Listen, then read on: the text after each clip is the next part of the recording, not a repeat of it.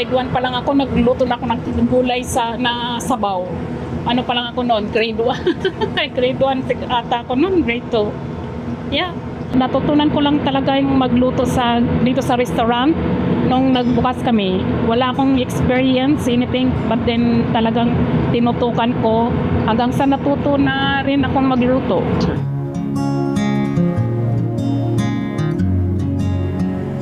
Pangatlong restaurant na namin to. Nag-start kami sa Aurelia. The reason bakit kami napunta doon, kasi nga naghanap kami ng location dito sa Toronto. Wala kaming makuha dahil wala kaming experience. Nakakita kami ng pwesto sa Aurelia.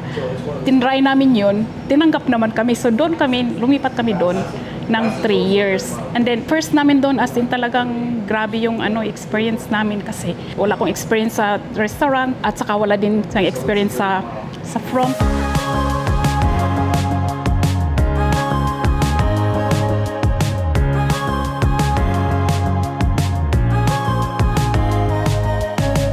Filipinos back home, I work at Red Ribbon.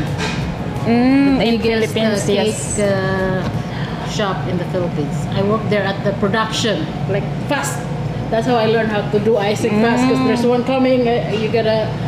That's how I learned how to do. From the scratch talaga yung namin, yung pag-start namin. So, nung 3 months namin doon nag-start, as in talagang may mga plate na bumabalik kasi nga daw hindi tama yung yung pagkaluto, yung itlog daw gusto nila ng over medium tapos naging over easy, meron pa daw masyadong luto, yung fries hindi pa ganun ka perfect ganun. Pero tinanggap namin yun, saka nakikinig kami kung ano yung mga suggestions or ano yung mga complaint ng aming mga customer. I tried very hard.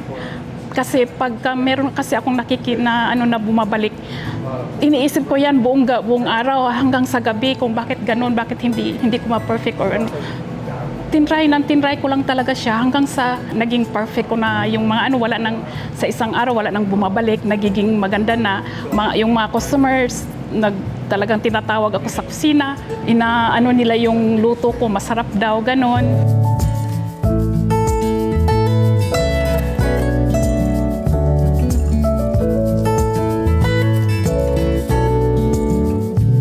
Galing ako ng Saudi.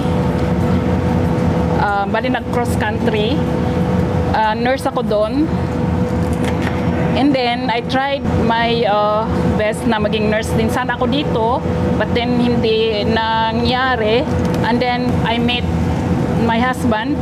Nag-work ako doon sa Rivera. It's like a nursing home. Nagtatanggap ako ng mga order ng mga co-workers ko ganon. Tapos bakit daw hindi na lang mag-open na lang daw ako ng restaurant kasi nga daw sayang daw yung talent ko dahil sa bahay lang daw ako nagluluto. So siya talaga yung na magbukas ng restaurant kahit na ayoko dahil wala akong experience and then I'm afraid.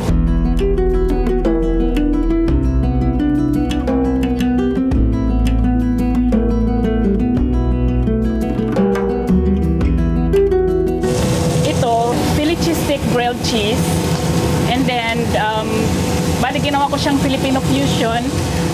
Instead of other meat, ang nilagay ko is tapa meat.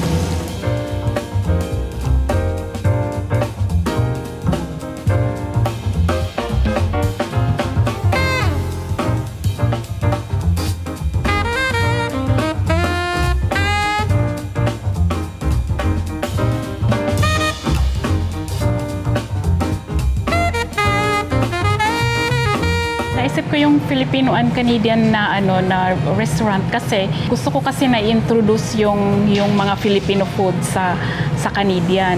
Pagka kasi Filipino restaurant yung minsan wala talagang masyadong pumapasok na mga Canadian sa restaurant kasi hindi pa nila masyadong kilala. So, yun ang purpose ko is para ma-introduce yung Filipino food sa Canadian.